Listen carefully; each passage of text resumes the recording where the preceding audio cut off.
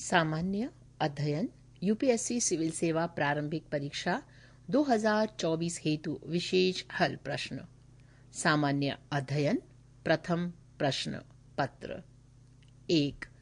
निम्नलिखित युग्मों पर विचार कीजिए। क्षेत्र 1 उत्तरी किवू, संबंधित देश Democratic Republic of Congo. 2 Karabakh Ukraine. 3 Zaporizhzhia Japan. उपर्युक्त में से कितने युग्म सही सुमेलित हैं? ए केवल 1, बी केवल 2, सी सभी 3, डी इनमें से कोई नहीं। उत्तर व्याख्या सहित। 1A उत्तरी Kivu democratic Republic of Congo में स्थित है। कारबाख अजरबैजान में स्थित है। जापोरिजिया रूस और यूक्रेन के बीच एक विवादित क्षेत्र है। 2 मेजर ध्यानचंद खेल रत्न पुरस्कार के संबंध में निम्नलिखित कथनों पर विचार कीजिए। 1 वर्ष 2023 का खेल रत्न पुरस्कार चिराग शेट्टी और सात्विक साईराज सहित कुल 5 खिलाड़ियों को प्रदान किया गया। 2 मेजर ध्यानचंद पुरस्कार पिछले 2 वर्षों की अवधि के दौरान उत्कृष्ट प्रदर्शन करने वाले खिलाड़ियों को दिया जाता है। उपर्युक्त में से कौन सा या से कथन सही है या हैं? ए केवल 1, बी केवल 2, सी 1 और 2, डी ना तो 1 ना ही 2।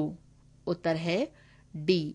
मेजर ध्यानचंद खेल रत्न पुरस्कार 2 बैडमिंटन खिलाड़ियों चिराग शेट्टी और सात्विक साईराज रंकी रेड्डी को प्रदान किया गया। इन दोनों खिलाड़ियों की जोड़ी ने वर्ष 2023 में संपन्न एशियाई खेलों में अपना और बैडमिंटन में देश का पहला स्वर्ण पदक जीता। मेजर ध्यानचंद खेल रत्न पुरस्कार 4 वर्ष की अवधि में एक खिलाड़ी द्वारा खेल के क्षेत्र में शानदार और सबसे उत्कृष्ट प्रदर्शन के लिए युवा कार्यक्रम और खेल मंत्रालय द्वारा दिया जाने वाला सर्वोच्च पुरस्कार है। प्रश्न 3 हरित हाइड्रोजन के संदर्भ में निम्नलिखित कथनों पर विचार कीजिए। 1 हरित हाइड्रोजन नवीकरणीय ऊर्जा स्रोतों से उत्पादित हाइड्रोजन है। 2 हरित हाइड्रोजन का उपयोग मात्र छोटे उद्योगों के लिए ही अनुकूल माना जाता है। उपर्युक्त में से कौन सा या से कथन सही है या हैं? ए केवल 1, बी केवल 2, सी 1 और 2, डी ना तो 1 ना ही 2। उत्तर है ए। जब पानी में विद्युत धारा प्रवाहित की जाती है तो वो इसे इलेक्ट्रोलिसिस के माध्यम से मौलिक ऑक्सीजन और हाइड्रोजन में विभाजित कर देता है, और यदि इस प्रक्रिया के लिए उपयोग की जाने वाली बिजली पवन या सौर जैसे नवीकरणीय स्रोत से आती है तो इस प्रकार उत्पादित हाइड्रोजन को हरित हाइड्रोजन कहा जाता है। वर्तमान में हरित हाइड्रोजन को सभी छोटे बड़े उद्योगों के लिए जीवाश्म ईंधन के एक विकल्प के तौर पर देखा जा रहा है। प्रश्न 4 हाल ही में चर्चित रहा United liberation front of Assam के संदर्भ में कौन सा या से कथन सही है या हैं? 1 इस ग्रुप ने केंद्र सरकार से शांति समझौते पर हस्ताक्षर किए हैं। 2 शांति समझौते में प्रमुखतः परेश बरुआ, अरविंद राजखोवा व अनूप चेतिया के नेतृत्व वाले गुट सम्मिलित हुए। उपर्युक्त में से कौन सा या से कथन सही है या हैं? कूट ए केवल 1, बी केवल 2, सी 1 और 2, डी ना तो 1 ना ही 2। उत्तर है ए। पूर्वोत्तर राज्य असम में 7 अप्रैल 1979 में असम के शिवसागर जिले में स्वतंत्र असम की मांग को लेकर गठित इस संगठन ने हाल ही में केंद्र व असम सरकार से शांति समझौता पर हस्ताक्षर किए हैं। शांति समझौता में संगठन के राजखोवा व अनूप चेतिया के नेतृत्व वाले गुट ने ही शांति समझौते पर हस्ताक्षर किए हैं। इस शांति समझौता से परेश बरुआ उल्फा स्वतंत्र गुट इससे बाहर रहा। प्रश्न 5 आदित्य L1 के संदर्भ में कौन सा या से कथन सही नहीं है या हैं? 1 इसे PSLV C-57 द्वारा श्रीहरिकोटा स्थित सतीश धवन अंतरिक्ष केंद्र से प्रक्षेपित किया गया। 2 इसमें visible emission line coronagraph, solar ultraviolet imaging telescope, high energy L1 orbiting X ray spectrometer सहित कुल 7 पेलोड लगे हुए हैं। 3 L एक बिंदु पृथ्वी और चंद्रमा के बीच ऐसा स्थान है जहां गुरुत्वाकर्षण सबसे कम होता है। कूट A केवल 1 और 2, B केवल 2 और 3, C केवल 3, D 1 और 3। उत्तर है C। लैग्रेंज बिंदु L1 सूर्य की हेलो ऑर्बिट में है, जहां सूर्य एवं पृथ्वी के गुरुत्वाकर्षण में संतुलन होता है। आदित्य L1 का प्रक्षेपण श्री हरिकोटा स्थित धवन अंतरिक्ष केंद्र से PSALV C-57 के जरिए 2 सितंबर 2023 को किया गया था। प्रश्न 6। हाल ही में इसरो द्वारा प्रक्षेपित एक्सपोसैट उपग्रह के संदर्भ में निम्नलिखित कथनों पर विचार कीजिए। 1। ये खगोलीय एक्सरे स्रोतों के संबंध में अध्ययन के लिए भारत का पहला ध्रुवण मापी पोलरोमीटर मिशन है।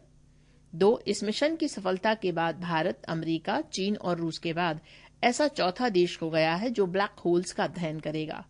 उपर्युक्त में से कौन सा या से कथन सही है या हैं?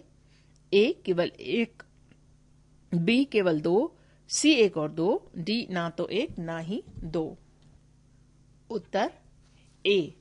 एक्सपोसैट उपग्रह खगोलीय चरम स्थितियों में भी खगोलीय एक्सरे स्रोतों के संबंध में अध्ययन करने के लिए भारत का पहला ध्रुवण मापी मिशन है, जो पल्सर, ब्लैक होल्स, रेडिएशन व आकाशगंगा आदि का अध्ययन करेगा। इसके साथ ही भारत ब्लैक होल्स का अध्ययन करने वाला अमेरिका के बाद दूसरा देश है।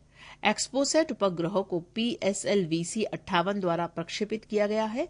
इसमें विशेष अनुसंधान कार्य हेतु 2 पेलोड्स पोलिक्स तथा XSPET in bracket X-ray spectroscopy bracket close हुए हैं। प्रश्न 7। भारत के सबसे अधिक सी ब्रिज अटल सेतु के संदर्भ में निम्नलिखित कथनों पर विचार कीजिए। 1।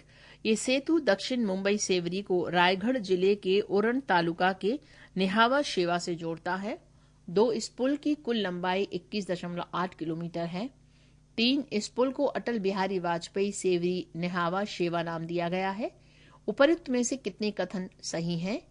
A केवल 1, B केवल 2, C सभी 3, D इनमें से कोई नहीं। सही उत्तर है C। अटल सेतु पूरा नाम अटल बिहारी वाजपेयी सेवरी निहावा शेवा। कुल लंबाई 21.8 किलोमीटर, समुद्र के ऊपर 16.5 किलोमीटर, जमीन पर 5.3 किलोमीटर। उद्घाटन 12 जनवरी 2024 प्रधानमंत्री द्वारा। वित्त एजेंसी। कुल लागत रुपए 17,843 करोड़ का लगभग 80% Japan international cooperation agency JICA द्वारा व शेष केंद्र व राज्य सरकार द्वारा साझा किया गया है। प्रश्न 8। स्वच्छ सर्वेक्षण 2023 के संदर्भ में निम्नलिखित युग्मों पर विचार कीजिए। सर्वेक्षण 2023 पुरस्कार। 1। सबसे स्वच्छ शहर पुरस्कृत सूरत। 2। सर्वश्रेष्ठ स्वच्छ राज्य छत्तीसगढ़। 3। सबसे स्वच्छ छावनी बोर्ड महू छावनी बोर्ड महाराष्ट्र। उपर्युक्त में से कितने युग्म सही सुमेलित नहीं हैं? A केवल 1, B केवल 2, C सभी 3, D इनमें से कोई नहीं। A उत्तर है स्वच्छ सर्वेक्षण 2023 पुरस्कार। आवासन एवं शहरी कार्य मंत्रालय द्वारा वितरण 8वां संस्करण। सबसे स्वच्छ शहर 1 लाख प्लस जनसंख्या सूरत और इंदौर संयुक्त रूप से। इंदौर लगातार 7वें वर्ष प्रथम स्थान पर। स्वच्छ सर्वेक्षण के पहले संस्करण 2016 में मैसूर को सबसे स्वच्छ शहर का पुरस्कार प्रदान किया गया था। सर्वश्रेष्ठ स्वच्छ राज्य महाराष्ट्र, मध्य प्रदेश, छत्तीसगढ़। सबसे स्वच्छ छावनी बोर्ड महू छावनी बोर्ड मध्य प्रदेश। सबसे स्वच्छ गंगा टाउन्स वाराणसी और प्रयागराज। प्रश्न 9। हाल ही में जारी हिम तेंदुआ सर्वेक्षण के अनुसार सही युग्म की पहचान कीजिए। 1। कुल हिम तेंदुओं की संख्या 1030। 2। देश में सर्वाधिक हिम तेंदुओं की संख्या हिमाचल प्रदेश 477। 3। गणना में राष्ट्रीय समन्वय एजेंसी भारतीय वन्य जीव संस्थान। कूट। A केवल 1, B केवल 2, सी सभी 3, डी इनमें से कोई नहीं। उत्तर है ए। हिम तेंदुआ के संबंध में पहला वैज्ञानिक सर्वेक्षण कार्यक्रम SPAI snow leopard population assessment in India कार्यक्रम के अंतर्गत वर्ष 2019 से 2023 के बीच 2 चरणों में संपन्न। कुल संख्या 718 है। सर्वाधिक लद्दाख 477। राष्ट्रीय समन्वय एजेंसी भारतीय वन्यजीव संस्थान हिम तेंदुआ वैज्ञानिक नाम पंथारा यूनसिया। अंतर्राष्ट्रीय प्रकृति संरक्षण संघ IUCN द्वारा असुरक्षित वल्नरेबल सूची में रखा गया है। प्रश्न 10 ब्रिक्स संगठन के संदर्भ में निम्नलिखित कथनों पर विचार कीजिए। 1 ब्रिक्स वर्तमान में 10 सदस्यीय समूह बन गया है। 2 5 नए सदस्यों में ईरान, अर्जेंटीना, इथियोपिया, सऊदी अरब व संयुक्त अरब अमीरात सम्मिलित हुए हैं। 3 5 नए सदस्यों के जुड़ने से ब्रिक्स का नया नाम BRICS+5 हो गया है। उपर्युक्त में से कौन सा या से कथन सही है या है? A केवल 1, B केवल 2 और 3, C केवल 1 और 3, D 1, 2 और 3। उत्तर है A। ब्रिक्स मूलतः BRIC के नाम से 4 देशों यथा ब्राजील, रूस, भारत, इंडिया व चीन का समूह था। इसे वर्ष 2006 में न्यूयॉर्क में UNGA से इतर BRIC विदेश मंत्रियों की पहली बैठक के दौरान औपचारिक रूप दिया गया। इसकी पहली शिखर बैठक 16 जून 2009 को रूस में एकआटेरिनबर्ग में हुई थी। दक्षिण अफ्रीका को अप्रैल 2011 में औपचारिक रूप से समूह का सदस्य बनाए जाने से ये ब्रिक से BRICS यानी ब्रिक्स हो गया। हाल ही में 1 जनवरी 2024 से 5 नए सदस्य इथियोपिया, ईरान, सऊदी अरब, मिस्र व संयुक्त अरब अमीरात जुड़ने से यह संगठन अब 10 सदस्यीय हो गया है। हालांकि वर्तमान में भी इसका नाम ब्रिक्स ही है। प्रश्न 11 है। निम्नलिखित कथनों पर विचार कीजिए। 1 हाल ही में जापान का smart lander for investigating moon mission ISRO द्वारा सफलतापूर्वक लॉन्च किया गया। 2 जापान चंद्रमा की सतह पर सॉफ्ट लैंडिंग करने वाला भारत के बाद दूसरा देश है। उपर्युक्त में से कौन सा या से कथन सही है या है? A केवल 1, B केवल 2, C 1 और 2, D ना तो 1 ना ही 2। उत्तर है D। जापान की अंतरिक्ष एजेंसी JAXA द्वारा चंद्र mission smart lander for investigating moon SLIM को सफलतापूर्वक चंद्रमा की सतह पर सॉफ्ट लैंडिंग कराई गई। अमेरिका, सोवियत संघ, चीन व भारत के पश्चात जापान विश्व का ऐसा 5वां देश है जो चंद्रमा पर सॉफ्ट लैंडिंग कराने में सफल रहा है। पृष्ठ संख्या 135। प्रश्न 12 है। हाल ही में भारत द्वारा अपना 75वां गणतंत्र दिवस मनाया गया। इसके संदर्भ में कौन सा या से कथन सही है या है? 1 पहली बार गणतंत्र दिवस समारोह में किसी फ्रांसीसी राष्ट्रपति की उपस्थिति रही। 2 गणतंत्र दिवस समारोह की झांकियों में उत्तर प्रदेश की झांकी को ओवरऑल प्रथम पुरस्कार प्रदान किया गया। 3 वर्ष 2023 में गणतंत्र दिवस मुख्य अतिथि के तौर पर ब्राजील के राष्ट्रपति जायरे बोल्सोनारो को आमंत्रित किया गया था। 4 इस 75वें गणतंत्र दिवस के अवसर पर भारत और फ्रांस ने वर्ष 2025 को भारत फ्रांस नवाचार वर्ष मनाने पर सहमति जताई। उपर्युक्त में से कितने कथन सही हैं? A केवल 1, B केवल 2, C केवल 3, D इनमें से कोई नहीं। उत्तर D। ये छठा अवसर था जब फ्रांस का कोई राष्ट्रपति भारत के गणतंत्र दिवस समारोह में मुख्य अतिथि के तौर पर सम्मिलित हुआ है। हाल के वर्षों में 2016 में फ्रैंकोइस होलैंड, वर्ष 2008 में निकोलस सरकोजी व 1998 में तत्कालीन राष्ट्रपति जैक शिराक सम्मिलित हुए हैं। 75वें गणतंत्र दिवस समारोह में वर्तमान फ्रांसीसी राष्ट्रपति एमैनुएल मैक्रॉन मुख्य अतिथि के तौर पर सम्मिलित हुए।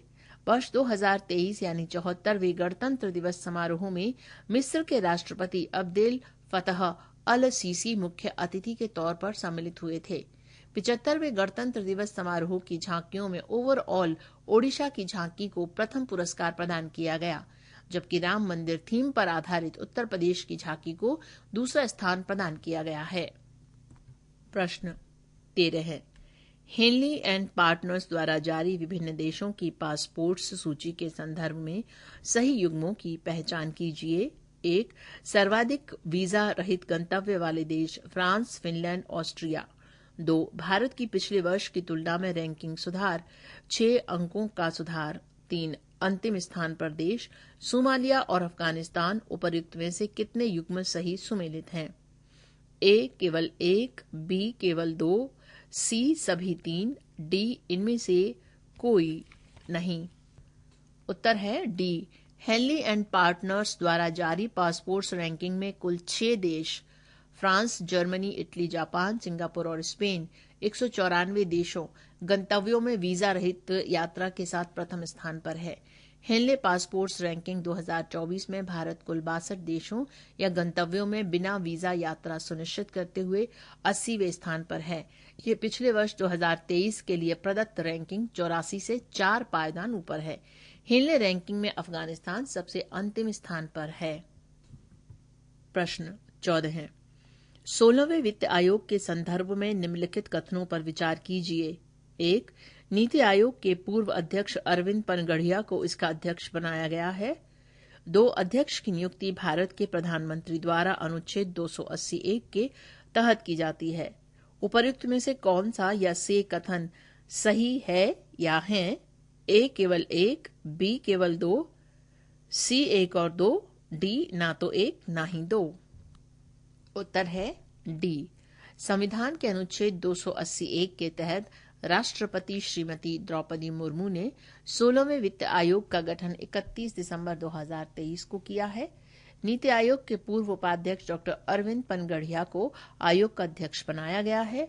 16वें वित्त आयोग की सिफारिशें 1 अप्रैल 2026 से 5 वर्ष के लिए लागू होंगी। वर्तमान में 31 मार्च 2026 तक 15वें वित्त आयोग की सिफारिशें लागू हैं। प्रश्न 15 है। प्रधानमंत्री सूर्योदय योजना के संदर्भ में सही कथन नहीं है या हैं? 1. इसे 1 जनवरी 2024 को लागू किया गया। 2. ये योजना भारत के पहले सूर्य मिशन आदित्य L1 के समान भविष्य में अन्य ऐसे मिशनों को लॉन्च करने की योजना है। कूट ए केवल 1, बी केवल 2, सी 1 और 2, डी ना तो 1 ना ही 2। सही उत्तर है सी। प्रधानमंत्री सूर्योदय योजना का लक्ष्य देश भर के 1 करोड़ घरों पर रूफटॉप सोलर स्थापित करने का लक्ष्य है। इसे प्रधानमंत्री मोदी द्वारा 22 जनवरी 2024 को लॉन्च किया गया। प्रश्न 16 है। भारतीय अर्थव्यवस्था एक समीक्षा 2024 के संदर्भ में निम्नलिखित कथनों पर विचार कीजिए। 1. वर्ष 2023-24 हेतु भारत की जीडीपी वृद्धि दर 7% अनुमानित है। 2. उच्च शिक्षा में लड़कियों के लिए सकल नामांकन अनुपात GIR 2021 में 28.5 है। 3. वर्ष 2023 में कुल जीएसटी संग्रह रुपए 1.5 लाख करोड़ से अधिक हुआ है। उपर्युक्त में से कितने कथन सही हैं? ए केवल 1, बी केवल 2, सी सभी 3, डी इनमें से कोई नहीं। सही उत्तर है सी सभी 3। प्रश्न 17 है। भारतीय अर्थव्यवस्था एक समीक्षा 2024 के आधार पर समावेशी विकास नीतियों की उपलब्धियों के संदर्भ में विचार कीजिए। 1. कुल जनधन खातों की संख्या 51.6 करोड़ पहुंच गई है। 2. 10.11 करोड़ से अधिक महिलाओं को मुफ्त गैस कनेक्शन प्रदान किए गए हैं। 3. 2.6 करोड़ पक्के घर बनाए गए हैं। उपर्युक्त में से कितनी कथन सही हैं? ए केवल 1, बी केवल 2, सी सभी 3, डी इनमें से कोई नहीं। उत्तर है सी सभी 3। प्रश्न 18 है। अंतरिम बजट 2024-25 के संदर्भ में निम्नलिखित कथनों पर विचार कीजिए। 1. लगातार 10 बार केंद्र सरकार का बजट प्रस्तुत करने का रिकॉर्ड मोरारजी देसाई के नाम है। 2. तत्कालीन वित्त मंत्री सीतारमण का ये लगातार 8वीं बार बजट पेश करना है। उपर्युक्त में से कौन सा या से कथन सही है या है? ए केवल 1, बी केवल 2, सी 1 और 2, डी ना तो 1 ना ही 2। उत्तर है ए। मोदी सरकार के विगत 10 वर्षों के कार्यकाल में ये 12वां बजट दूसरा अंतरिम बजट है। वहीं वित्त मंत्री सीतारमण द्वारा प्रस्तुत ये लगातार छठा बजट है। प्रश्न 19। अंतरिम बजट 2024-25 के प्रमुख बिंदुओं के संदर्भ में विचार कीजिए। 1. अंतरिम बजट का कुल आकार रुपए 47.66 लाख करोड़ है। 2. वित्त वर्ष 2025 के लिए राजकोषीय घाटा सकल घरेलू उत्पाद का 5.1% अनुमानित है। 3. पूंजीगत व्यय को बढ़ाकर 11.11 लाख करोड़ दिया गया है। उपर्युक्त में से कितने कथन सही हैं? ए केवल 1, बी केवल 2, सी सभी 3, डी इनमें से कोई नहीं। सही उत्तर है सी सभी 3। प्रश्न 20। अंतरिम बजट 2024-25 के संदर्भ में निम्नलिखित कथनों पर विचार कीजिए। 1. वित्त वर्ष 2025 के लिए नॉमिनल जीडीपी वृद्धि दर 10.5% अनुमानित है।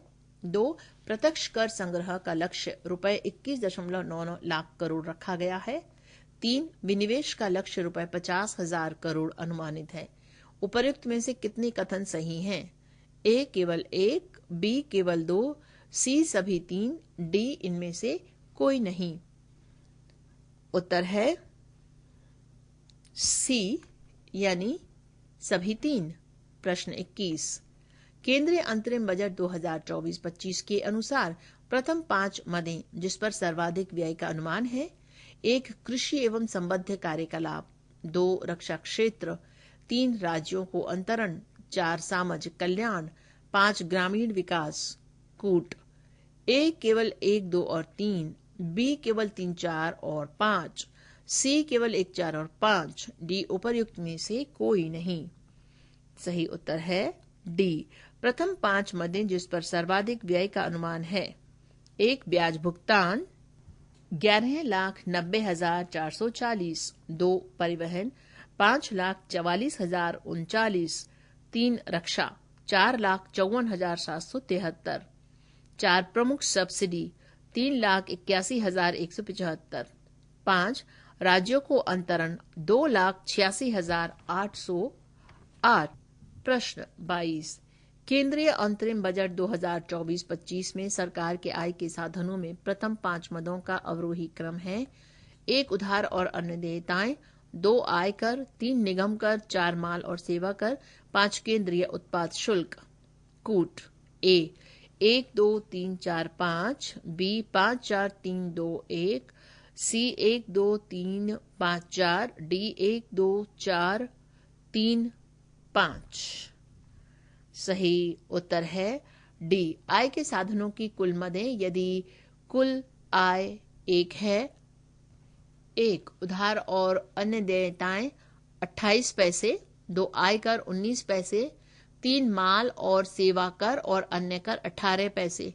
4. निगम कर 17 पैसे। 5. ऋण भिन्न प्राप्तियां 7 पैसे। 6. केंद्रीय उत्पाद शुल्क 5 पैसे। 7. सीमा शुल्क 4 पैसे। 8. ऋण भिन्न पूंजी प्राप्तियां 1 पैसे। प्रश्न 23। निम्नलिखित कथनों पर विचार कीजिए। 1. अंतरिम बजट 2024-25 में राजकोषीय घाटा फिस्कल डेफिसिट 5.9% अनुमानित है। 2. अंतरिम बजट 2024-25 में प्राथमिक घाटा प्राइमरी डेफिसिट जीडीपी का 1.5% अनुमानित है। उपर्युक्त में से कौन सा या से कथन सही नहीं है या है? ए केवल 1, बी केवल 2, सी 1 और 2, डी ना तो 1 ना ही 2। उत्तर है ए। केंद्रीय अंतरिम बजट 2024-25 में राजकोषीय घाटा रुपए 16,85,494 करोड़ अनुमानित है। ये सकल घरेलू उत्पाद का 5.1% है। उल्लेखनीय है कि बजट 2023-24 में राजकोषीय घाटा जीडीपी के 5.9% तक रखने का लक्ष्य पिछले वर्ष के बजट में निर्धारित किया गया था।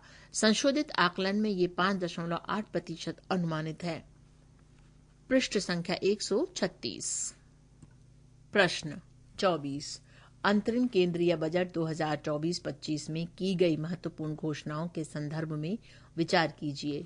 1. अंतरिम बजट में सरकार का कुल व्यय ₹47,65,768 करोड़ प्रस्तावित है। 2. कुल व्यय में लगभग 24.9% हिस्सा ब्याज भुगतान के लिए अनुमानित है। 3. अंतरिम बजट घोषणा में लखपति दीदी के लक्ष्य को 3 करोड़ निर्धारित किया गया है। 4. अंतरिम बजट घोषणा में विनिवेश प्राप्तियों से ₹50,000 करोड़ का लक्ष्य रखा गया है। 5. 1 करोड़ घरों में रूफटॉप सोलर सिस्टम लगाने का लक्ष्य निर्धारित किया गया है। उपर्युक्त में से कितने कथन सही हैं या हैं? ए केवल 3, बी केवल 4, सी सभी 5, डी इनमें से कोई नहीं। सही उत्तर है सी सभी 5। प्रश्न 25। प्रधानमंत्री राष्ट्रीय बाल पुरस्कार 2024 के संदर्भ में सही कथन की पहचान कीजिए। 1. ये पुरस्कार प्रत्येक वर्ष 7 से 21 वर्ष के आयु वर्ग के बच्चों को कुल 9 श्रेणियों में विशेष उपलब्धियों के लिए दिया जाता है। 2. इस वर्ष आदित्य विजय ब्राह्मणी को वीरता के लिए ये पुरस्कार प्रदान किया गया है। कूट ए केवल 1, बी केवल 2, सी 1 और 2, डी ना तो 1 ना ही 2। उत्तर बी। कला एवं संस्कृति, बहादुरी, पर्यावरण, विज्ञान एवं प्रौद्योगिकी, नवाचार, समाज सेवा व खेल कूद सहित 7 विभिन्न क्षेत्रों में विशिष्ट उपलब्धियों के लिए विभिन्न राज्यों या केंद्र शासित क्षेत्रों से चुने गए 5 से 18 वर्ष आयु वर्ग के 19 बच्चों को प्रधानमंत्री राष्ट्रीय बाल पुरस्कार 2024 से पुरस्कृत किया गया। प्रश्न 26। गोल्डन ग्लोब पुरस्कार 2023 के संदर्भ में निम्नलिखित युग्मों पर विचार कीजिए। 1. सर्वश्रेष्ठ film drama poor things. 2.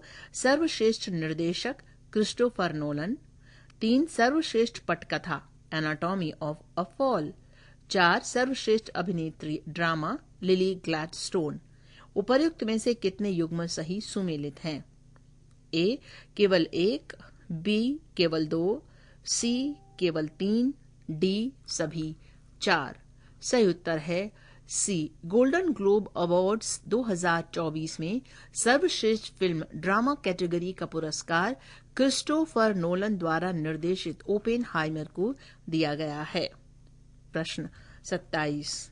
Munshi Shivgaon की संधि के संदर्भ में निम्नलिखित कथनों पर विचार कीजिए। 1. ये संधि पेशवा बाजीराव प्रथम और हैदराबाद के निजाम के बीच हुई थी। 2. इस संधि के अनुसार निजाम चौथ तथा सरदेश मुखी की बकाया राशि के भुगतान के साथ ही संभाजी द्वितीय को कोई सहायता नहीं देगा।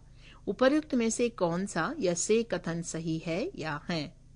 ए केवल 1, बी केवल 2, सी 1 और 2, डी ना तो 1 ना ही 2। सही उत्तर है सी 1 और 2। प्रश्न 28। मराठा साम्राज्य से अलग हुए वंशों की राजधानी के संदर्भ में निम्नलिखित युग्मों पर विचार कीजिए। 1. सिंधिया वंश की राजधानी उज्जैन। 2. होलकर वंश की राजधानी इंदौर। 3. गायकवाड़ वंश की राजधानी बड़ौदा। उपर्युक्त में से कितने युग्म सही सुमेलित हैं? ए केवल 1, बी केवल 2, सी सभी 3, डी उपर्युक्त में से कोई नहीं। उत्तर है सी सभी 3। प्रश्न 29। दयानंद सरस्वती के संदर्भ में निम्नलिखित कथनों पर विचार कीजिए। 1. इनका जन्म पंजाब लाहौर में मोरबी नामक गांव में हुआ था। 2. इनके बचपन का नाम मूल शंकर था। 3. इन्होंने वर्ष 1875 में सत्यार्थ प्रकाश ग्रंथ की रचना व तत्पश्चात 1878 में आर्य समाज की स्थापना की। 4. इनके गुरु बिरजानंद की पुस्तक गौ करुणा निधि से प्रेरित होकर इन्होंने गौ रक्षणी सभा की स्थापना की। उपर्युक्त कथनों में कितने सही नहीं हैं? ए केवल 1, बी केवल 2, सी केवल 3, डी सभी 4। सही उत्तर है सी। स्वामी दयानंद सरस्वती का जन्म 1824 में गुजरात के मोरबी नामक गांव के ब्राह्मण परिवार में हुआ था। इनके बचपन का नाम मूल शंकर था। इन्होंने 1874 में सत्यार्थ प्रकाश की रचना की तथा 1875 में आर्य समाज की मुंबई में स्थापना की, जिसका मुख्यालय 1877 में लाहौर बनाया गया। दयानंद सरस्वती ने गोधन संरक्षण के लिए गौ रक्षणी सभा की स्थापना की तथा गौ करुणा निधि नामक पुस्तक की रचना की। प्रश्न 30। रजिया सुल्तान 1236 से 40 ईस्वी के संदर्भ में निम्नलिखित कथनों पर विचार कीजिए। 1. मुबारक शाह ने रजिया को अपना उत्तराधिकारी घोषित किया। 2. रजिया ने कुवा और कुल्हा के स्थान पर पर्दा प्रथा को बढ़ावा दिया। 3. रजिया ने अबिसीनियाई गुलाम जलालुद्दीन याकूत को अमीर और आखुर नियुक्त किया। उपर्युक्त में से कौन सा या से कथन सही है या है? ए केवल 1 और 2, बी केवल 2 और 3, सी केवल 3, डी 1, 2 और 3। सही उत्तर है सी। सुल्तान इल्तुतमिश ने रजिया को अपना उत्तराधिकारी घोषित किया था। रजिया ने सिंहासन पर बैठते ही पर्दा प्रथा त्याग दी और पुरुषों के समान कुबा या कोट और कुल्हा टोपी पहनकर दरबार में आने लगी। प्रश्न 31। वर्ष 1793 में आई कार्नवालिस संहिता के संदर्भ में निम्नलिखित कथनों पर विचार कीजिए। 1. कार्नवालिस संहिता शक्तियों के पृथक्करण सिद्धांत पर आधारित थी। 2. इसमें कार्नवालिस ने जिला कलेक्टर की न्यायिक एवं फौजदारी शक्ति को वापस ले लिया। 3. इसमें जिला दीवानी न्यायालयों के लिए एक नए पद जिला न्यायाधीश का सृजन किया गया। उपर्युक्त में से कौन सा या से कथन सही है या है? ए केवल 1 और 2, बी केवल 2 और 3, सी केवल 3, डी 1, 2 और 3। सही उत्तर है डी 1, 2 और 3। प्रश्न 32। मंदिर निर्माण की नागर शैली के संदर्भ में निम्नलिखित कथनों पर विचार कीजिए। 1. नागर शैली के मंदिर हिमालय से लेकर विंध्य पर्वत तक के क्षेत्रों में विशेषतः निर्मित हैं। 2. इसमें मंदिर निर्माण की पंचायतन शैली को अपनाया जाता है। 3. इस शैली के मंदिरों के शिखर पर आमलक की स्थापना होती है। उपर्युक्त में से कौन सा या से कथन सही है या है? ए केवल 1 और 2, बी केवल 2 और 3, सी केवल 3, डी 1, 2 और 3। सही उत्तर है डी 1, 2 और 3। प्रश्न 33। अयोध्या में निर्मित राम मंदिर के संदर्भ में निम्नलिखित युग्मों पर विचार कीजिए। 1. मुख्य वास्तुकार चंद्रकांत बी सोमपुरा। 2. मुख्य मूर्तिकार अरुण योगीराज मैसूर। 3. मंदिर निर्माण शैली नागर शैली। उपर्युक्त में से कितने युग्म सही सुमेलित हैं? ए केवल 1, बी केवल 2, सी सभी 3, डी इनमें से कोई नहीं। सही उत्तर है सी सभी 3। प्रश्न 34। इसमें सजा की एक निश्चित अवधि पूरी कर लेने के बाद किसी दंड या सजा की पूर्ण रूप से समाप्ति हो जाती है। इसमें कारावास जीवन से विराम के बजाय दंड में कमी कर दी जाती है। ये परिभाषा संबंधित है ए पैरोल से, बी परिहार से, सी फरलो से, डी सभी से। सही उत्तर है बी परिहार से। पृष्ठ संख्या 137। प्रश्न 35। निम्नलिखित संवैधानिक शब्दावली के संदर्भ में विचार कीजिए। 1. लघुकरण कम्यूटेशन, सजा की प्रकृति को बदलना। 2. प्रविलंबन रिप्रीवीव, किसी दंड को कुछ समय के लिए टालने की प्रक्रिया। 3. विराम रिस्पाइट, विशेष परिस्थितियों की वजह से सजा को कम करना। उपर्युक्त में से कितने युग्म सही सुमेलित हैं? ए केवल 1, बी केवल 2, सी सभी 3, डी उपर्युक्त में से कोई नहीं। सही उत्तर है सी सभी 3। दंड से संबंधित प्रमुख शब्दावलियां: क्षमा पार्डन, सजा को पूर्णतः माफ कर देना। लघुकरण, कम्यूटेशन, सजा की प्रकृति को बदलना, जैसे मृत्यु दंड को कठोर कारावास में बदलना। परिहार, रिमिशन, सजा की अवधि को बदलना, जैसे 2 वर्ष के कठोर कारावास को 1 वर्ष के कठोर कारावास में बदलना। विराम, रेस्पाइट, विशेष परिस्थितियों की वजह से सजा को कम करना, जैसे शारीरिक अपंगता या महिलाओं की गर्भावस्था के कारण। प्रविलंबन, रिप्रीव, किसी दंड को कुछ समय के लिए टालने की प्रक्रिया, जैसे फांसी को कुछ समय के लिए टालना। प्रश्न 36, राष्ट्रीय परिवेशी वायु गुणवत्ता मानकों national ambient air quality standards NAAQS में प्रदूषकों को सम्मिलित किया गया है। 1 PM10, 2 benzopyrene, 3 arsenic, 4 carbon dioxide, 5 nickel.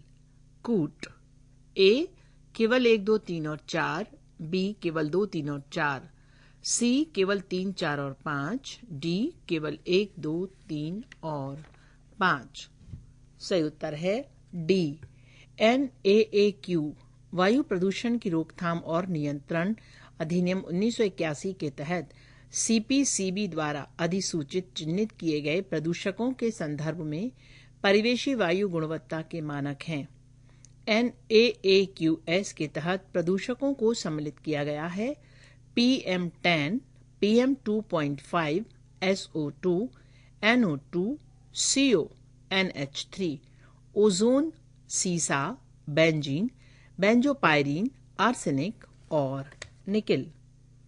प्रश्न 37, पोम्पे रोग के संदर्भ में निम्नलिखित कथनों पर विचार कीजिए। 1. हाल ही में पोम्पे रोग से ग्रस्त भारत की पहली रोगी निधि शिरोल का निधन हुआ है। 2. पोम्पे रोग एक दुर्लभ आनुवांशिक विकार है जो अल्फा एंजाइम एसिड ग्लूकोसिडोज की कमी से होता है। 3. पोम्पे रोग को लाइसोसोमल भंडारण रोग के बारे में भी जाना जाता है। उपर्युक्त में कितने कथन सही हैं? A केवल 1, B केवल 2, C सभी 3, D इनमें से कोई नहीं। सही उत्तर है C सभी 3। प्रश्न 38, COP 28 दुबई के दौरान भारत और स्वीडन के बीच हस्ताक्षरित leadership group for industry transition 2.0 lead IT 2.0 के प्रमुख फोकस क्षेत्रों में सम्मिलित है। 1. समावेशी और न्यायसंगत औद्योगिक परिवर्तन। 2. निम्न कार्बन प्रौद्योगिकी का सहविकास। 3. उभरती हुई प्रौद्योगिकी के लिए समर्थन। कूट, A केवल 1, B केवल 2 और 3, C 1, 2 और 3, D इनमें से कोई नहीं। सही उत्तर है C 1, 2 और 3। प्रश्न 39, निम्नलिखित कथनों पर विचार कीजिए। 1. कंगन हल्ली शिलालेख में अशोक के प्रस्तर रूप चित्र के साथ रानियों अशोक उल्लेखित हुआ है। 2. अशोक के शासनकाल में आयोजित तृतीय बौद्ध संगीति की अध्यक्षता मोगली पुत्र तिष्ठा ने की थी। उपर्युक्त में से कौन सा या से कथन सही है या हैं? A केवल 1, B केवल 2, C 1 और 2, D ना तो 1 ना ही 2। सही उत्तर है C 1 और 2। प्रश्न 40, निम्नलिखित युग्मों पर विचार कीजिए। 1. प्रथम जैन संगोष्ठी का आयोजन पाटलिपुत्र। 2. मौर्य प्रशासन में लक्षणाध्यक्ष टकसाल का अध्यक्ष। 3. निकोलो मनुची रोमवासी। उपर्युक्त में से कितने युग्म सही सुमेलित हैं? A केवल 1, B केवल 2, C सभी 3, D इनमें से कोई नहीं।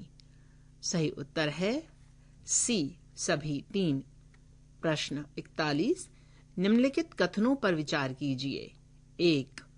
वर्ष 1929 में जारी दीपावली घोषणा पत्र का संबंध डोमिनियन स्टेटस से है। 2. दादा भाई नौरोजी ने भारत में धन निष्कासन को एवी ऑफ एस इवरिस की संज्ञा दी है। उपर्युक्त में से कौन सा या से कथन सही है या हैं?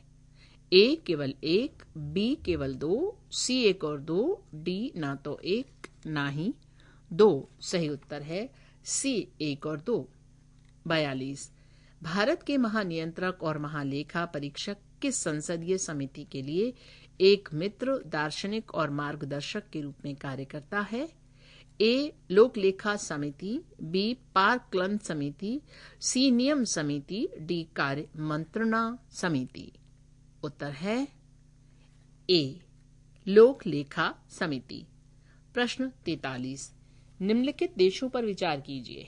1 बुल्गारिया, 2 चेक Republic, 3 Hungary, 4 Latvia, 5 Lithuania, 6 Romania. उपर्युक्त में से कितने देशों की सीमाएं यूक्रेन की सीमा के साथ लगती हैं? ए केवल 2, बी केवल 3, सी केवल 4, डी केवल 5। उत्तर है ए हंगरी और रोमानिया यूक्रेन के साथ सीमा साझा करते हैं। अन्य जो देश यूक्रेन के साथ सीमा साझा करते हैं रूस, बेलारूस, पोलैंड, स्लोवाकिया आदि। प्रश्न 44। अग्रलिखित में कौन सी लोकसभा की अनन्य शक्तियां हैं? 1 भारत के राष्ट्रपति पर महाभियोग चलाना, 2 मंत्रिपरिषद के विरुद्ध अविश्वास प्रस्ताव पास करना। नीचे दिए गए कूट का प्रयोग कर सही उत्तर का चयन कीजिए।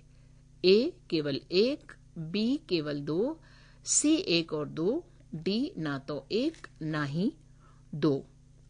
उत्तर है बी।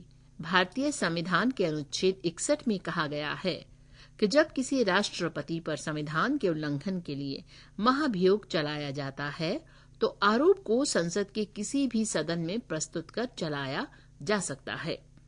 अतः भारत के राष्ट्रपति को हटाने की प्रक्रिया या महाभियोग लोकसभा या राज्यसभा में से किसी भी सदन में शुरू की जा सकती है।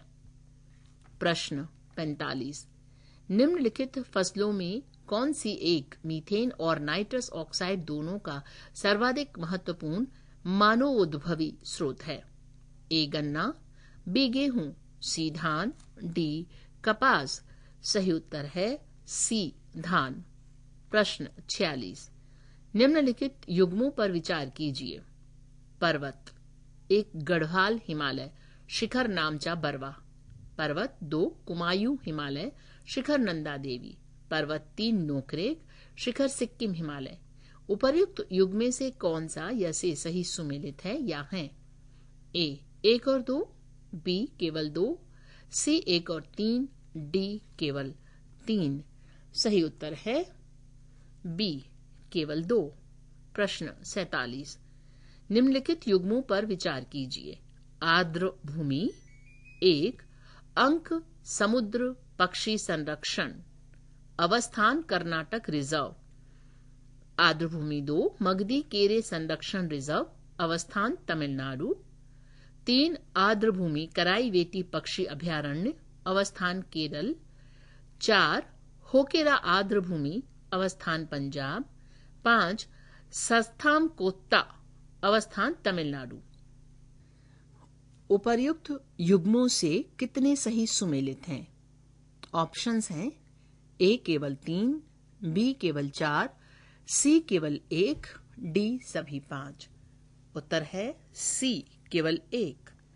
अंक समुद्र पक्षी संरक्षण रिजर्व और मगधी केरे संरक्षण रिजर्व कर्नाटक, कराईवेटी पक्षी अभयारण्य तमिलनाडु, होकेरा आर्द्र भूमि जम्मू और कश्मीर, संस्थाम कोत्ता केरल। प्रश्न 48। निम्नलिखित युग्मों पर विचार कीजिए। 1 फड़म सिक्के, 2 कुल्हा दारन सैयद, 3 आर्यदेव जैन विद्वान। उपर्युक्त युग्मों में कितने सही सुमेलित हैं?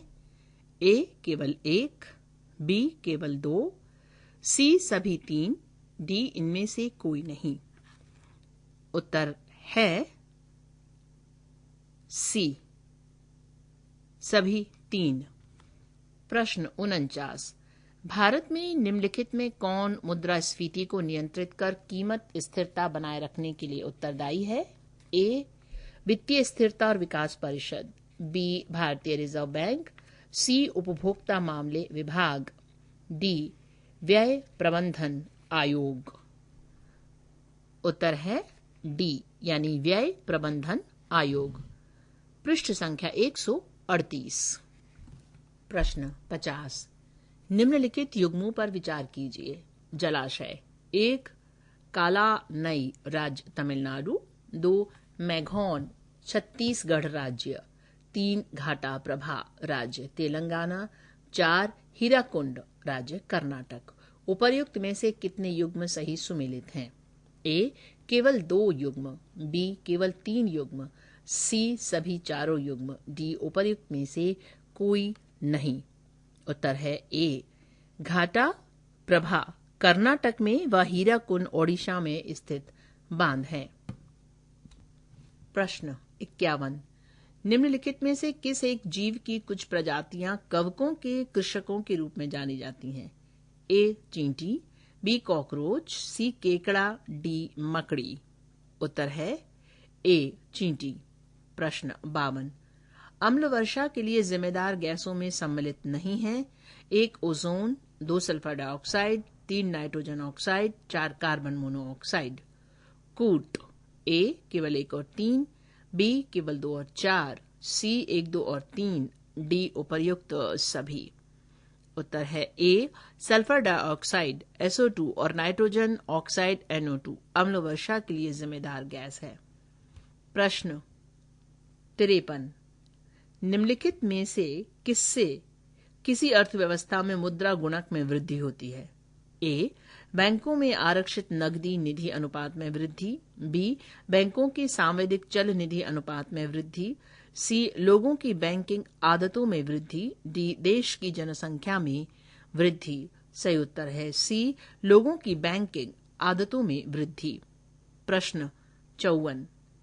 जीवों के निम्नलिखित प्रकारों पर विचार कीजिए। 1 कॉपीपोड, 2 साइनोबैक्टीरिया, 3 डायटम, 4 फोरेमिनिफेरा। उपर्युक्त में से कौन से जीव महासागरों की आहार श्रृंखलाओं में प्राथमिक उत्पाद हैं? ए 1 और 2, बी 2 और 3, सी 3 और 4, डी 1 और 4। सही उत्तर है बी साइनोबैक्टीरिया और डायटम प्राथमिक उत्पादक, जबकि कॉपीपोड और फोरेमिनिफेरा द्वितीयक उत्पादक हैं। प्रश्न 55। गुप्त वंश के पतन से लेकर आरंभिक 7वीं शताब्दी में हर्षवर्धन के उत्थान तक उत्तर भारत में अग्रलिखित में से किन राज्यों का शासन था? 1 मगध के गुप्त, 2 मालवा के परमार, 3 थानेसर के पुष्यभूति, 4 कन्नौज के मौखरी, 5 देवगिरी के यादव, 6 वल्लभी के मैत्रक। नीचे दिए गए कूट का प्रयोग कर सही उत्तर चुनिए। ए 1, 2 और 5, बी 1, 3, 4 और 6, सी 2, 3 और 4, डी 5 और 6। सही उत्तर है बी 1, 3, 4 और 6। परमार राजवंश ने 9वीं शताब्दी से 14वीं शताब्दी तक पश्चिम मध्य भारत में मालवा और निकटवर्ती क्षेत्रों पर शासन किया। देवगिरी के यादव ने लगभग 850 ईस्वी से 1335 ईस्वी तक तुंगभद्रा से लेकर नर्मदा तक के भूभाग पर शासन किया, जिसमें महाराष्ट्र, उत्तरी कर्नाटक व मध्य प्रदेश आदि सम्मिलित था। प्रश्न 56। निम्नलिखित में से किस स्थिति में भौतिक और रासायनिक दोनों परिवर्तन होते हैं? ए मोमबत्ती का जलना, बी पानी का जमना, सी खाना पकना, डी लोहे में जंग लगना। उत्तर है ए मोमबत्ती का जलना एक ऊष्माक्षेपी अभिक्रिया है। इसमें भौतिक और रासायनिक दोनों परिवर्तन होते हैं। भौतिक परिवर्तन में पदार्थ का पूर्व रूप पुनः प्राप्त किया जा सकता है, जबकि रासायनिक परिवर्तन में पदार्थ अपने पूर्ववर्ती अवस्था में नहीं जा सकता। मोमबत्ती जलने पर उसका कुछ भाग मोम के तौर पर नीचे जम जाता है और बाकी जलने पर ऊष्मा या प्रकाश में परिवर्तित हो जाता है। प्रश्न 57। अम्लों के बारे में निम्नलिखित में से कौन सा कथन सही नहीं है? ए हाइड्रोक्लोरिक अम्ल आमाशय द्वारा स्रावित जठर रस में विद्यमान होता है, बी एसिटिक अम्ल सिरके का मुख्य घटक है, सी इमली में ऑक्सीसैलिक अम्ल पाया जाता है, डी नींबू और संतरे के रस में क्रमशः सिट्रिक अम्ल और एस्कार्बिक अम्ल पाया जाता है।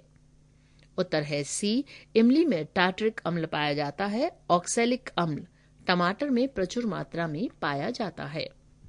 प्रश्न 58, अंगकों और उनके प्रकारों के संदर्भ में निम्नलिखित युग्मों पर विचार कीजिए।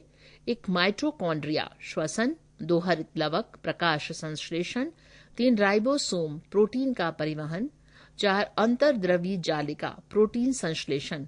उपर्युक्त में से कितने युग्म सही सुमेलित हैं? ए केवल 2, बी केवल 3, सी सभी 4, डी इनमें से कोई नहीं। सही उत्तर है सी सभी 4। प्रश्न 59, निम्नलिखित में से किस जीव में कोशिका भित्ति विद्यमान नहीं होती है? ए जीवाणु, बी डायटम, सी मशरूम, डी फीता कृमि। सही उत्तर है डी फीता कृमि। प्रश्न 60, शिवाजी से संबद्ध निम्नलिखित घटनाओं को कालक्रमानुसार व्यवस्थित कीजिए। 1 अफजल खान पर आक्रमण, 2 तोरन पर कब्जा, 3 शाइस्ता खान पर आक्रमण, 4 जावली को राज्य में मिला लेना। नीचे दिए गए कूट का सही प्रयोग कर उत्तर दीजिए। ए 2 4 1 3, बी 4 2 1 3, सी 1 2 3 4, डी 3 1 2 4। सही उत्तर है ए 2 4 1 3। प्रश्न 61, पद और उनके अर्थ से संबंधित अग्रलिखित युग्मों में से कौन सा सही सुमेलित नहीं है? ए नागरकणी, नगरम के स्वामित्वाधीन भूमि, बी नट्टर नर नाग देवता, सी यूप यज्ञ बलि स्तंभ, डी वीरांगल तमिलनाडु क्षेत्र में वीर शिला। सही उत्तर है बी नट्टर नर नाग देवता। प्रश्न 62, चोलकालीन नटराज की कांस्य प्रतिमा के संदर्भ में निम्नलिखित कथनों पर विचार कीजिए। 1 शिव को उनके दाहिने पैर पर संतुलित रूप से खड़े हुए दिखाया गया है, जो तिरोभाव का द्योतक है। 2 शिव को उनके बायां पैर उठाए हुए भुजंगत्रासित की स्थिति में दिखाया गया है, जो भक्त के मन हो माया हटा देने का द्योतक है। 3 मुख्य दाहिना हाथ डमरू पकड़े हुए हैं, जो शिव का प्रिय वाद्य है। उपर्युक्त कथनों में से कौन सा या से कथन सही है या है? ए केवल 1, बी केवल 2, सी केवल 2 और 3, डी 1 2 और 3। सही उत्तर है डी 1 2 और 3। प्रश्न 63, आसियान ASEAN के संबंध में निम्नलिखित में से कौन सा या से कथन सही है या है? 1 सदस्य देशों के अंग्रेजी नामों के वर्ण क्रम के आधार पर आसियान की अध्यक्षता वार्षिक रूप से बारी बारी से आती है। 2 सदस्य देशों के बीच मतदान के द्वारा अध्यक्षता पर निर्णय लिया जाता है। 3 आसियान का आदर्श वाक्य है, एक दृष्टि, एक पहचान, एक समुदाय। 4 12 अगस्त को आसियान दिवस के रूप में मनाया जाता है।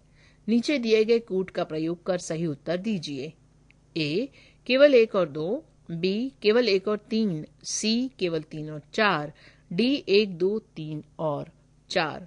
सही उत्तर है बी 8 अगस्त को प्रतिवर्ष आसियान दिवस के रूप में मनाया जाता है। इसकी स्थापना 8 अगस्त 1967 में हुई थी।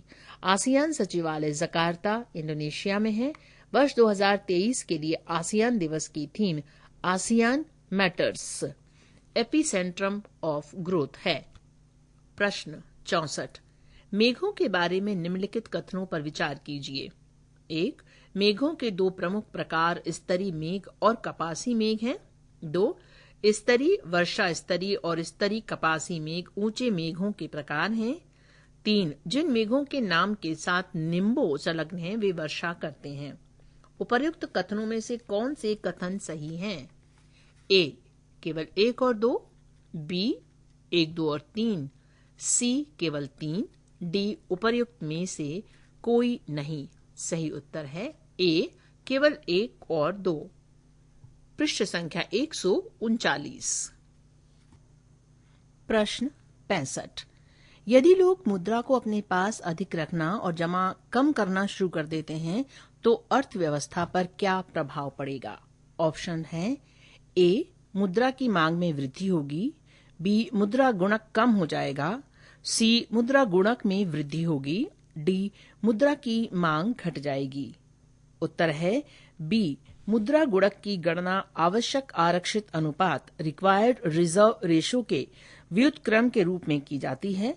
मुद्रा गुणक का मान जनता तथा बैंकों के व्यवहार द्वारा निर्धारित होता है। प्रश्न 66। असम के वैष्णव संत शंकरदेव के बारे में निम्नलिखित में से कौन सा या से कथन सही है या है? 1. उनकी शिक्षाओं को प्रायः भागवत धर्म के रूप में जाना जाता है। 2. उन्होंने आध्यात्मिक ज्ञान के प्रसार के लिए सत्रों या मठों और नाम घरों या प्रार्थना घरों को स्थापित करने के लिए प्रोत्साहित किया। 3. उनकी प्रमुख रचनाओं में कीर्ति घोष शामिल है। नीचे दिए गए कूट का प्रयोग कर सही उत्तर का चयन कीजिए। ए केवल 1 और 2, बी केवल 2 और 3, सी 1, 2 और 3, डी केवल 3। सही उत्तर है सी 1, 2 और 3। प्रश्न 67। भारत के ब्लू ग्रोथ से क्या अभिप्राय है? ऑप्शन इस प्रकार से हैं। ए भारतीय वायुसेना का उन्नयन, बी किसानों को पीड़कनाशी का उपयोग करने से हतोत्साहित करना, सी समुद्री और समुद्रवर्ती सेक्टरों में संधारणीय वृद्धि को सहायता प्रदान करने के लिए एक दीर्घकालिक रणनीति, डी भारत के असंगठित क्षेत्र में शारीरिक श्रम करने वाले कामगारों का सामाजिक आर्थिक सशक्तिकरण। सही उत्तर है सी यानी समुद्री और समुद्रवर्ती सेक्टरों में संधारणीय वृद्धि को सहायता प्रदान करने के लिए एक दीर्घकालिक रणनीति। प्रश्न 68। निम्नलिखित युग्मों में से कौन सा या से सुमेलित नहीं है? 1. Discovery of India Jawaharlal Nehru, 2. संस्कृति के 4 अध्याय Ramdhari Singh Dinkar, 3. Hindu way of life doctor Sarvepalli Radhakrishnan, 4. National culture of India Abid Hussain. कूट। ए सभी चारों युग्म, बी 3 युग्म, सी 2 युग्म, डी उपर्युक्त में से कोई नहीं। सही उत्तर है डी उपर्युक्त में से कोई नहीं। प्रश्न 69। निम्नलिखित युग्मों में कौन सा या से सुमेलित है? 1. अरिकामेदु रोमन कॉलोनी, 2. खोतान रेशम मार्ग, 3. वेग्राम गांधार कला, 4. मुजिरिस बंदरगाह। कूट इस प्रकार से हैं। सभी चारों युग्म, बी 3 युग्म, सी 2 युग्म, डी उपर्युक्त में से कोई नहीं। उत्तर है ए सभी चारों युग्म। प्रश्न 70। निम्नलिखित में कौन सा युग्म सुमेलित नहीं है? 1. Natural History Strabo, 2. Indica Megasthenes, 3. Geography Ptolemy. कूट इस प्रकार से हैं। ए सभी तीनों युग्म, बी केवल 2 युग्म, सी केवल 1 युग्म, डी उपर्युक्त में से कोई नहीं। सही उत्तर है बी केवल 2 युग्म। प्रश्न 71। निम्नलिखित में से कौन सा युग्म सुमेलित है? चीनी यात्री 1. फाहियान, यात्रा काल 399 से 412 ईस्वी। चीनी यात्री 2. वेन सांग, यात्रा काल 675 से 695 ईस्वी। चीनी यात्री 3. इत्सिंग, यात्रा काल 630 से 645 ईस्वी। कूट इस प्रकार से हैं। ए केवल 1, बी केवल 2 और 3, सी केवल 1 और 2, डी 1, 2 और 3। सही उत्तर है ए केवल 1, जो कि इस प्रकार से है। फाइयान 399 से 412 ईस्वी, वेनसांग 630 से 645 ईस्वी, इत्सिंग 675 से 695 ईस्वी। प्रश्न 72। अंकोर वाट मंदिर के संबंध में निम्नलिखित कथनों पर विचार कीजिए। 1. इसे सूर्यवर्मन द्वितीय द्वारा कंबोज राज्य की राजधानी में बनवाया गया था। 2. ये मंदिर भगवान शिव को समर्पित है। 3. इस मंदिर का सबसे बड़ा उत्कीर्ण चित्र समुद्र मंथन का है। उपर्युक्त में से कौन सा या से कथन सही नहीं है? ए केवल 2, बी केवल 2 और 3, सी केवल 1 और 3, डी 1, 2 और 3। सही उत्तर है ए, अंकोर वाट मंदिर भगवान विष्णु को समर्पित है। प्रश्न 73, निम्नलिखित में से कौन सा कथन सही है? 1, थाईलैंड की प्राचीन राजधानी अयुत्थाया थी। 2, थाईलैंड को सियाम नाम से जाना जाता था। कूट इस प्रकार से हैं: ए केवल 1, बी केवल 2, सी 1 और 2, डी ना तो 1 ना ही 2। सही उत्तर है सी, 1 और 2। प्रश्न 74, मंदिर निर्माण की क्षेत्रीय शैलियों के संबंध में कौन सा युग्म सही सुमेलित है? क्षेत्रीय शैली 1, लाट क्षेत्र ओडिशा। क्षेत्रीय शैली 2, पर्वतीय क्षेत्र हिमालयी क्षेत्र। क्षेत्रीय शैली 3, कलिंग क्षेत्र पश्चिम बंगाल। कूट ए, सभी तीनों युग्म। बी केवल 2 युग्म। सी केवल 1 युग्म। डी उपर्युक्त में से कोई नहीं। सही उत्तर है सी, जो कि इस प्रकार से है: लाट गुजरात, पर्वतीय हिमालयी क्षेत्र, कलिंग ओडिशा या ओडिशा। प्रश्न 75, नागर स्थापत्य शैली के संबंध में निम्नलिखित कथनों पर विचार कीजिए। 1, इस मंदिर निर्माण शैली में प्रदक्षिणा पथ का अभाव होता है। 2, मंडप पर आमलक की स्थापना होती है। 3, देवगढ़ का दशावतार मंदिर कानपुर उत्तर प्रदेश इस शैली से निर्मित है। उपर्युक्त में से कौन सा या से कथन सही नहीं है या है? ए केवल 1 और 2, बी केवल 2 और 3, सी 1, 2 और 3, डी उपर्युक्त में से कोई नहीं। सही उत्तर है सी, नागर स्थापत्य शैली के मंदिरों में सभा भवन और प्रदक्षिणा पथ के साथ इसके शिखर पर आमलक की स्थापना होती है। देवगढ़ का दशावतार मंदिर झांसी उत्तर प्रदेश, भीतर गांव का मंदिर कानपुर उत्तर प्रदेश, तिगवा का विष्णु मंदिर जबलपुर मध्य प्रदेश आदि इस शैली में निर्मित प्रमुख मंदिर हैं। प्रश्न 76, नागर स्थापत्य शैली के मंदिरों की आधार से शिखर तक वास्तुकला बनावट के आधार पर सही क्रम है। ए अधिष्ठान जगती प्रदक्षिणा पथ शिखर आमलक। बी अधिष्ठान प्रदक्षिणा पथ जगती शिखर आमलक। सी अधिष्ठान प्रदक्षिणा पथ जगती आमलक शिखर। डी जगती अधिष्ठान प्रदक्षिणा पथ आमलक शिखर। सही उत्तर है ए, आधार से शिखर तक सही क्रम है। अधिष्ठान जगती प्रदक्षिणा पथ गर्भगृह शिखर आमलक, अर्ध मंडप मंडप महामंडप अंतराल उरुश्रृंग कलश। प्रश्न 77, निम्नलिखित में से कौन सा युग्म सही सुमेलित नहीं है?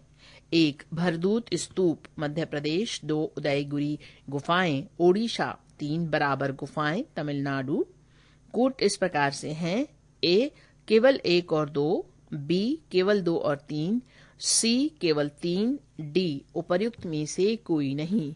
सही उत्तर है सी, बराबर की गुफाएं बिहार राज्य के जहानाबाद जिला से लगभग 25 किलोमीटर दूर मखदूमपुर नामक पहाड़ी क्षेत्रों में है। पृष्ठ संख्या 140। प्रश्न 78, निम्नलिखित ऐतिहासिक स्थलों पर विचार कीजिए। 1, लेपाक्षी मंदिर। 2, सांची स्तूप। 3, अजंता की गुफाएं। उपर्युक्त स्थलों में से कौन सा भित्ति चित्रकला के लिए जाना जाता है? ए केवल 1, बी केवल 1 और 3, सी 1, 2 और 3, डी इनमें से कोई नहीं। उत्तर है बी, गुफाओं, पहाड़ों को तराशकर और महलों की दीवारों पर बने चित्र भित्ति चित्र कहलाते हैं। अजंता, एलोरा और बाघ की गुफाएं इसके प्रमुख उदाहरण हैं। लेपाक्षी मंदिर आंध्र प्रदेश की दीवारों पर भी भित्ति चित्र बनाए गए हैं। प्रश्न 79, कलमकारी पेंटिंग के संदर्भ में सही है? ए, पूर्वोत्तर भारत में सूती वस्त्र में हाथ से की गई चित्रकारी। बी, दक्षिण भारत में सूती वस्त्र में हाथ से की गई चित्रकारी। सी, उत्तर पश्चिमी भारत में सजावटी रेशमी वस्त्र में हाथ से की गई चित्रकारी। डी, भारत के पश्चिमी हिमालयी क्षेत्र में ऊनी वस्त्र पर ठप्पे से की गई चित्रकारी। सही उत्तर है बी दक्षिण भारत में सूती वस्त्र में हाथ से की गई चित्रकारी। प्रश्न 80 सुप्रसिद्ध पेंटिंग बनी ठनी किस शैली की है? ए बूंदी शैली, बी जयपुर शैली, सी कांगड़ा शैली, डी किशनगढ़ शैली। सही उत्तर है डी किशनगढ़ शैली। प्रश्न 81 एरियल मेटाजेनोमिक्स के संदर्भ में सही है? ए किसी पर्यावास की पक्षी जातियों की आनुवांशिक रचना को समझना, बी किसी पर्यावास में वायु से डीएनए प्रतिदर्शों को एक बार में एकत्र करना, सी भूमि तल और जल निकायों से पादप एवं जंतु प्रतिदर्श एकत्र करने के लिए वायुवाहित युक्तियों का प्रयोग करना, डी उपर्युक्त में से कोई नहीं। सही उत्तर है बी किसी पर्यावास में वायु से डीएनए प्रतिदर्शों को एक बार में एकत्र करना। प्रश्न 82 भारत के निम्नलिखित संगठनों या निकायों पर विचार कीजिए। 1 राष्ट्रीय पिछड़ा वर्ग आयोग, 2 राष्ट्रीय मानव अधिकार आयोग, 3 राष्ट्रीय विधि आयोग, 4 राष्ट्रीय उपभोक्ता विवाद निवारण आयोग। उपर्युक्त में से कितनी संवैधानिक निकाय हैं? ए केवल 1, बी केवल 2, सी केवल 3, डी ये सभी। सही उत्तर है ए राष्ट्रीय पिछड़ा वर्ग आयोग 102वां संविधान संशोधन अधिनियम 2018 से संवैधानिक दर्जा। राष्ट्रीय मानव अधिकार आयोग गैर सांवैधिक निकाय, राष्ट्रीय विधि आयोग गैर सांवैधिक निकाय, राष्ट्रीय उपभोक्ता विवाद निवारण आयोग गैर सांवैधिक निकाय। प्रश्न 83 निम्नलिखित बाजारों पर विचार कीजिए। 1 सरकारी बॉन्ड बाजार, 2 call money market, 3 treasury bill market, 4 stock बाजार। पूंजी बाजार में उपर्युक्त में से कितने शामिल हैं? ऑप्शन इस प्रकार से हैं। ए केवल 1, बी केवल 2, सी केवल 3, डी ये सभी। उत्तर है बी सरकारी बॉन्ड बाजार और स्टॉक बाजार पूंजी बाजार में सम्मिलित हैं। कॉल मनी मार्केट और ट्रेजरी बिल मार्केट मुद्रा बाजार का हिस्सा है। प्रश्न 84 निम्नलिखित देशों पर विचार कीजिए। 1 Armenia, 2 Azerbaijan, 3 Croatia, 4 Romania, 5 Uzbekistan. उपर्युक्त में से कौन से तुर्की राज्यों के संगठन के सदस्य हैं? ए 1, 2 और 4, बी 1 और 3, सी 2 और 5, डी 3, 4 और 5। सही उत्तर है सी तुर्की राज्यों के संगठन में अजरबैजान, कजाखस्तान, किर्गिस्तान, टर्की और उज्बेकिस्तान हैं। प्रश्न 85 ब्लू कार्बन क्या है? ए महासागरों और तटीय पारिस्थितिक तंत्रों द्वारा प्रगृहीत कथन, बी वन जैव मात्रा और कृषि मृदा में प्रच्छादित कार्बन, सी पेट्रोलियम और प्राकृतिक गैस में अंतर्विष्ट कार्बन, डी वायुमंडल में विद्यमान कार्बन। सही उत्तर है ए ब्लू कार्बन तटीय और समुद्री पारिस्थितिक तंत्र में संग्रहीत कार्बन है। मैंग्रोव, ज्वारीय दलदल और समुद्री घास के मैदान जैसे तटीय पारिस्थितिक तंत्र स्थलीय जंगलों की तुलना में प्रति इकाई क्षेत्र में अधिक कार्बन जमा करते हैं। प्रश्न 86 प्राचीन भारत के इतिहास के संदर्भ में भवभूति, हस्तिमल्य तथा क्षेमेश्वर क्यों प्रसिद्ध थे? ए नाटककार, बी दार्शनिक, सी जैन संत, डी इनमें से कोई नहीं। सही उत्तर है ए नाटककार। प्रश्न 87 निम्नलिखित नदियों पर विचार कीजिए। 1 ब्राह्मणी, 2 नागावली, 3 स्वर्णरेखा, 4 वंशधारा। उपर्युक्त में से कौन सी नदियां पूर्वी घाट से निकलती हैं? ए 1 और 2, बी 2 और 4, सी 3 और 4, डी 1 और 3। सही उत्तर है बी ब्राह्मणी नदी एक ऋतु प्रवाह नदी है जो उड़ीसा या ओडिशा राज्य में बहती है। स्वर्णरेखा नदी झारखंड से निकलती है। प्रश्न 88 सियाचिन हिमनद कहाँ स्थित है? ए अक्साई चीन के पूर्व में, बी लेह के पूर्व में, सी गिलगिट के उत्तर में, डी नुब्रा घाटी के उत्तर में। सही उत्तर है डी सियाचिन हिमनद नुब्रा घाटी के उत्तर में स्थित है। प्रश्न 89, भारत के इतिहास के संदर्भ में निम्नलिखित युग्मों पर विचार कीजिए। प्रसिद्ध स्थल 1 भीलसा वर्तमान राज्य मध्य प्रदेश, प्रसिद्ध स्थल 2 द्वार समुद्र वर्तमान राज्य महाराष्ट्र, प्रसिद्ध स्थल 3 गिरिनगर वर्तमान राज्य गुजरात, प्रसिद्ध स्थल 4 स्थानेश्वर वर्तमान राज्य उत्तर प्रदेश। उपर्युक्त में से कौन से युग्म सही सुमेलित हैं? ए केवल 1 और 3, बी केवल 1 और 4, सी केवल 2 और 3, डी केवल 2 और 4। सही उत्तर है ए भीलसा मध्य प्रदेश, द्वार समुद्र कर्नाटक, गिरिनगर गुजरात, स्थानेश्वर हरियाणा।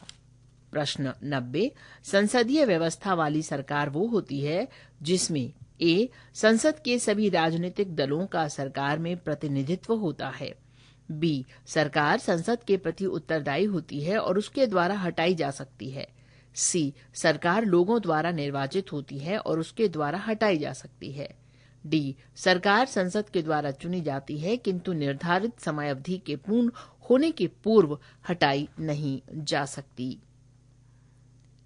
उत्तर है बी, यानी सरकार संसद के प्रति उत्तरदायी होती है और उसके द्वारा हटाई जा सकती है। प्रश्न 91, निम्नलिखित कथनों पर विचार कीजिए। कथन 1, ध्वनि तरंग का तारत्व इसकी आवृत्ति पर निर्भर होता है। 2, ध्वनि तरंग की प्रबलता इसके आयाम पर निर्भर होती है।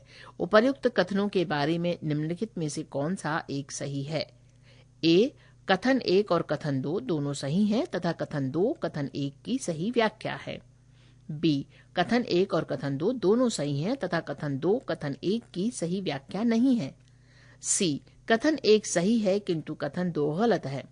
डी कथन 1 गलत है किंतु कथन 2 सही है। इस प्रश्न का उत्तर है बी, यानी कथन 1 और कथन दोनों सही हैं तथा कथन 2 कथन 1 की सही व्याख्या नहीं है। प्रश्न 92, निम्नलिखित कथनों पर विचार कीजिए। कथन 1, ध्वनि तरंग निर्वात में संचरण नहीं कर सकती। 2, ध्वनि तरंगें प्रत्यास्थ तरंगें होती हैं और संचरण के लिए इन्हें माध्यम की आवश्यकता होती है। उपर्युक्त कथनों के बारे में निम्नलिखित में से कौन सा एक सही है? ए कथन 1 और कथन 2 दोनों सही हैं तथा कथन 2 कथन 1 की सही व्याख्या है। बी कथन 1 और कथन 2 दोनों सही हैं तथा कथन 2 कथन 1 की सही व्याख्या नहीं है। सी कथन 1 सही है किंतु कथन 2 गलत है। डी कथन 1 गलत है किंतु कथन 2 सही है। प्रश्न 92 का उत्तर है ए, यानी कथन 1 और कथन 2 दोनों सही हैं तथा कथन 2 कथन 1 की सही व्याख्या है। पृष्ठ संख्या 141। प्रश्न 93, निम्नलिखित कथनों पर विचार कीजिए। कथन 1, भारत सरकार अधिनियम 1935 से केंद्र में द्वैध शासन आरंभ हुआ। 2, प्रांतों को प्रांतीय स्वायत्तता प्रदान की गई। उपर्युक्त कथनों के बारे में निम्नलिखित में से कौन सा एक सही है? ए कथन 1 और कथन 2 दोनों सही हैं तथा कथन 2 कथन 1 की सही व्याख्या है। बी कथन 1 और कथन 2 दोनों सही हैं तथा कथन 2 कथन 1 की सही व्याख्या नहीं है। सी कथन 1 सही है किंतु कथन 2 गलत है। डी कथन 1 गलत है किंतु कथन 2 सही है। उत्तर है बी, कथन 1 और कथन 2 दोनों सही हैं तथा कथन 2 कथन 1 की सही व्याख्या नहीं है। प्रश्न 94, निम्नलिखित कथनों पर विचार कीजिए। कथन 1, जहांगीर के राज्यकाल के दौरान मुगल चित्रकला अपने चरम पर पहुंची। 2, औरंगजेब का राज दरबार मुगल चित्रकला शैली के कुछ सर्वाधिख्यात कलाकारों से अलंकृत था। उपर्युक्त कथनों के बारे में निम्नलिखित में से कौन सा एक सही है? ए कथन 1 और कथन 2 दोनों सही हैं तथा कथन 2 कथन 1 की सही व्याख्या है। बी कथन 1 और कथन 2 दोनों सही हैं तथा कथन 2 कथन 1 की सही व्याख्या नहीं है। सी कथन 1 सही है किंतु कथन 2 गलत है। डी कथन 1 गलत है किंतु कथन 2 सही है। इसका उत्तर है सी, कथन 1 सही है किंतु कथन 2 गलत है। प्रश्न 95, निम्नलिखित कथनों पर विचार कीजिए। कथन 1, पादप प्लवक महासागर में सर्वाधिक जैव कार्बन उत्पन्न करते हैं। 2, शैवाल शीत जल जीवों में उत्पन्न होता है। उपर्युक्त कथनों के बारे में निम्नलिखित में से कौन सा एक सही है? ए, कथन 1 और कथन 2 दोनों सही हैं तथा कथन 2 कथन 1 की सही व्याख्या है। बी, कथन 1 और कथन 2 दोनों सही हैं तथा कथन 2 कथन 1 की सही व्याख्या नहीं है। सी, कथन 1 सही है किंतु कथन 2 गलत है। डी, कथन 1 गलत है किंतु कथन 2 सही है। उत्तर है बी, यानी कथन 1 और कथन 2 दोनों सही हैं तथा कथन 2 कथन 1 की सही व्याख्या नहीं है। प्रश्न 96, निम्नलिखित कथनों पर विचार कीजिए। कथन 1, भू विक्षेपी वायु समदाब रेखाओं के समांतर 600 मीटर की ऊंचाई के ऊपर बहती है। 2, भू विक्षेपी वायु वो क्षैतिज वायु वेग है जिसमें कोरियोलिस बल क्षैतिज दाब बल का संतुलन करता है। उपर्युक्त कथनों के बारे में निम्नलिखित में से कौन सा एक सही है? ए, कथन 1 और कथन 2 दोनों सही हैं तथा कथन 2 कथन 1 की सही व्याख्या है। बी, कथन 1 और कथन 2 दोनों सही हैं तथा कथन 2 कथन 1 की सही व्याख्या नहीं है। सी, कथन 1 सही है किंतु कथन 2 गलत है। डी, कथन 1 गलत है किंतु कथन 2 सही है। उत्तर है ए, यानी कथन 1 और कथन 2 दोनों सही हैं तथा कथन 2 कथन 1 की सही व्याख्या है। प्रश्न 97, निम्नलिखित में से किस एक कोशिकीय कोशिकांग समूह में डीएनए होता है? ए, सूत्र कनिका केंद्रक हरित लवक। बी, सूत्र कनिका गोल्जी कॉय केंद्रक। सी, सूत्र कनिका जीवद्रव्य कला केंद्रक। डी, हरित लवक केंद्रक राइबोसोम। उत्तर है ए, यानी सूत्र कनिका केंद्रक हरित लवक। प्रश्न 98, निम्नलिखित संक्रामक रोगों पर विचार कीजिए। 1, पीलिया। 2, क्षय रोग। 3, रेबीज। 4, गठिया। उपर्युक्त में से कौन सा या से जल संक्रामक रोग नहीं है या है? ए, केवल 1 और 2। बी, केवल 2 और 3। सी, केवल 2, 3 और 4। डी, 1, 3 और 4। सही उत्तर है सी, पीलिया यानी जॉइंडिस एक जल संक्रामक रोग है। अन्य रोगों में जैसे क्षय रोग यानी ट्यूबरक्लोसिस एक जीवाणु जनित रोग, रेबीज विषाणु जनित रोग और गठिया एक गैर संक्रामक रोग है। प्रश्न 99, भारत के निम्नलिखित स्थानों पर विचार कीजिए। 1, ईटानगर। 2, इम्फाल। 3, अगरतला। 4, आइजोल। सूर्योदय के समय के हिसाब से उपर्युक्त स्थानों का सही कालानुक्रम निम्नलिखित में से कौन सा है? ए, 3, 2, 1, 4। बी, 2, 1, 4, 3। सी, 1, 4, 3, 2। डी, 4, 3, 2, 1। उत्तर है बी, यानी 2, 1, 4, 3। प्रश्न 100, भारत के निम्नलिखित वन्यजीव अभयारण्यों पर विचार कीजिए। 1, शिकारी देवी। 2, भद्रा। 3, सिमलीपाल। 4, पचमढ़ी। दक्षिण से उत्तर की ओर इनकी स्थिति के अनुसार उपर्युक्त वन्य जीव अभयारण्यों का सही क्रम निम्नलिखित में से कौन सा है? ए, 1, 2, 3, 4। बी, 2, 4, 3, 1। सी, 2, 3, 4, 1। डी, 3, 1, 2, 4। सही उत्तर है सी, शिकारी देवी वन्य जीव अभयारण्य हिमाचल प्रदेश के मंडी जिले में, भद्रा वन्य जीव अभयारण्य कर्नाटक में सिमलीपाल तथा वन्य जीव अभयारण्य उड़ीसा या ओडिशा में तथा पचमढ़ी वन्य जीव अभयारण्य मध्य प्रदेश के रायसेन जिले में स्थित है। पृष्ठ संख्या 142। पृष्ठ संख्या 142 से 144 तक उत्तर व्याख्या सहित दिए हुए हैं जिन्हें कि हम पहले ही पढ़ चुके हैं। और अब पृष्ठ संख्या 145।